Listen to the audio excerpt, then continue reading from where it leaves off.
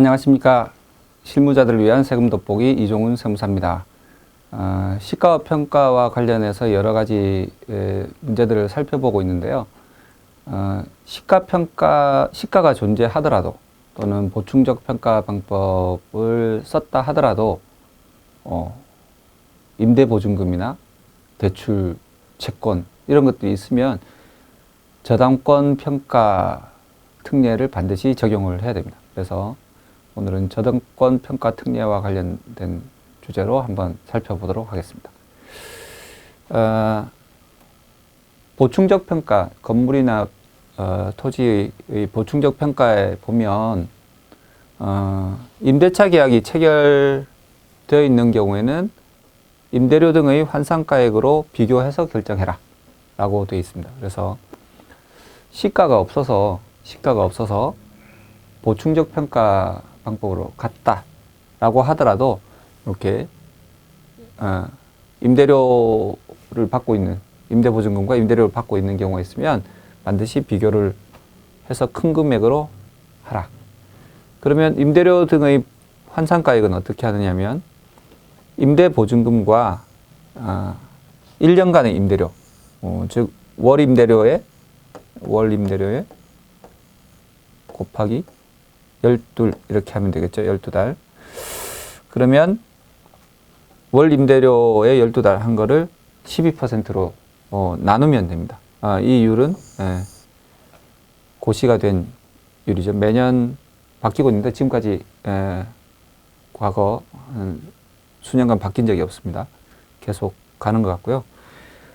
그래서 이거를 보면 임대보증금에다가 요 12, 12를 약분하면 월 임대료를 그냥 1%로 나눈 거죠. 월 임대료를 1%로 나눴다는 것은 월 임대료에다가 100을 곱했다. 그래서 임대보증금에다가 월 임대료에 100을 곱한 걸 더하면 임대료 등의 환산가액이 나오게 됩니다. 이 둘과 이 금액과 보충적 평가액이 어느 게 크냐 해서 비교해서 큰 금액을 정하시면 되고요. 그렇다 하더라도 저당권이 설정됐다. 임대보증금이 있으면 저당권이 설정된 재산에 해당됩니다. 그래서 반드시 저당권 설정된 재산 평가를 해야 되는데요. 이때 저당권이 그러면 도대체 뭐냐 하면 그 등기부에 저당권이라고 설정되어 있는 게 있습니다. 그러면 그 채권액, 그 다음에 이 저당권이 만약에 한두 재산이 아니고 여러 재산에 공동 저당권이 되어 있다. 그러면 그 재산들의 가액으로 안 분된 채권액. 많이들 하죠. 근저당권. 근저당권이 설정되어 있다. 그러면 근저당은 채권액의 120% 또는 130%를 높여서 최고액으로 해서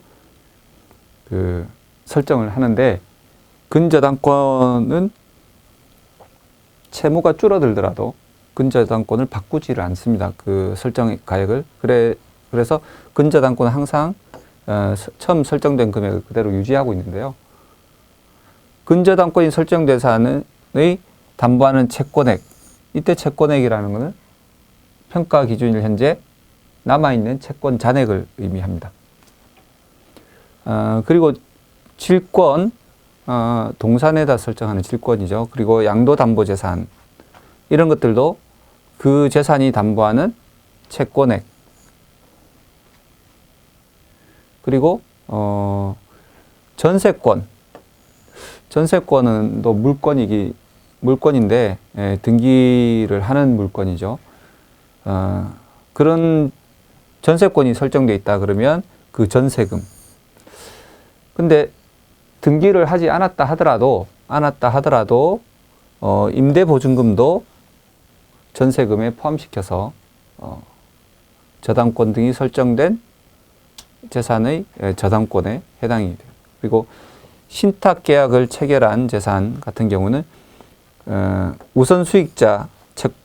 우선수익자인 채권자의 수익 한도 금액을 저당권에 포함하고요.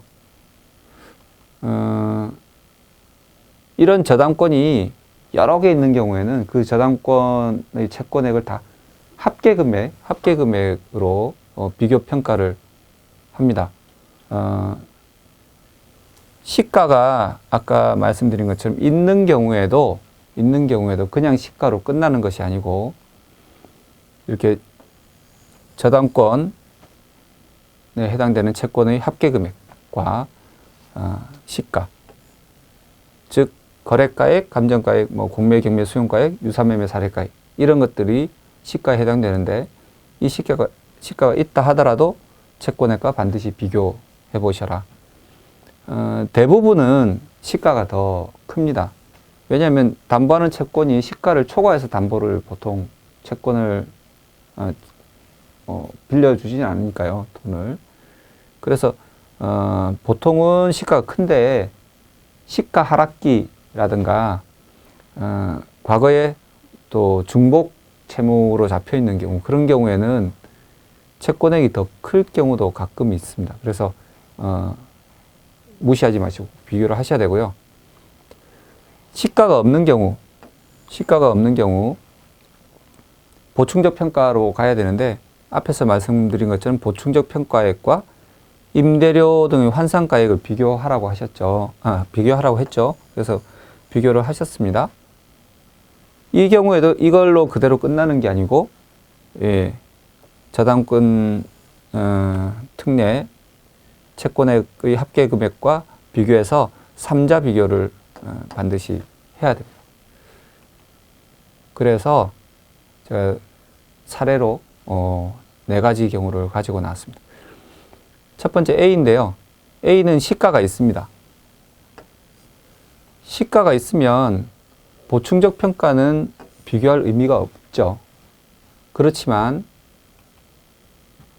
이 임대보증금과 담보대출 잔액, 이것은 저당권에 해당되죠. 저당권의 채권액에 해당되죠. 그래서 요 시가가 있다 하더라도 요 두 개의 합계금액 중 큰 금액 보니까 1억 원과 5천만 원, 1억 5천이네요. 저당권 특례에 해당되는 금액이. 근데 시가가 더 높으니까 그대로 2억 원 이렇게 하시면 되고요. 두 번째 B는 역시 시가가 있어서 2억 원인데 시가가 이번에는 임대보증금과 담보대출 잔액이 이렇게 3억 원으로 더 크네요. 그러면 이 3억 원으로 하셔야 된다고. 요거 두 개의 합계 3억 원으로 하셔야 됩니다. 이번에는 시가가 없습니다. 시가가 없으면 보충적 평가로 가야 되는데요. 보충적 평가를 할 때도 임대보증금과 월 임대료를 이용해서 환산 임대료를 계산해 봐야죠. 환산 임대료를 계산해 봐야 되는데 월세에다가 100을 곱하면 되죠. 100을 곱하면 150만 원에 100을 곱하면 1억 5천만 원입니다. 1억 5천만 원. 그러면 1억 원과 더하면 2억 5천만 원이죠. 2억 5천만 원. 이게 더 크네요. 그죠? 그럼 2억 5천만 원을 해야 되는데 이때도 이 임대보증금과 담보대출 잔액의 채권 합계액, 즉 저당권 특례에 해당되는지 또 검토를 해야 됩니다. 그래서 1억 원과 5천만 원. 이번엔 1억 5천이네요. 저당권 특례 가액이 더 적죠. 그래서 2억 5천. 요 환산보증금에 해당되는 2억 5천이 평가액이 됩니다. 이번에는 D인데 보충적 평가액은 같고요. 그 다음에 임대보증금과 월 임대료로 하는 환산 임대료도 위에와 같아서 2억 5천입니다. 근데 이번에는 요 임대보증금과 담보대출을 비교해 봤더니 3억 원이죠. 그러면 3억 원이 더 큰 겁니다. 그래서 3억 원으로 평가되죠. 주의하셔야 될 점은 저당권 특례를 할 때는 요 월 임대료 부분은 환산하지 않는다. 단지 보충적 평가와 비교하는 임대보증금하고 비교할 때는 임대보증금을 월 임대료를 임대보증금 환산해서 보충적 평가와 비교한다. 그래서 이 월 임대료가 임대료 환산할 때는 들어가지만 저당권 평가 특례할 때는 들어가지 않는다. 그런 거 살펴보시고요. 그 임대보증금이 있는 경우에는 보통 그 대출이 없거나 한 경우가 많은데, 그렇다 하더라도 이 모든 케이스가 다 똑같은 건 아니니까 항상 등기부를 열람을 잘 하시고, 그 다음에 임대차 계약서 반드시 확인하시고 평가에 임해 주시면 좋겠습니다. 지금까지 세금 돋보기 이종훈 세무사였습니다. 감사합니다.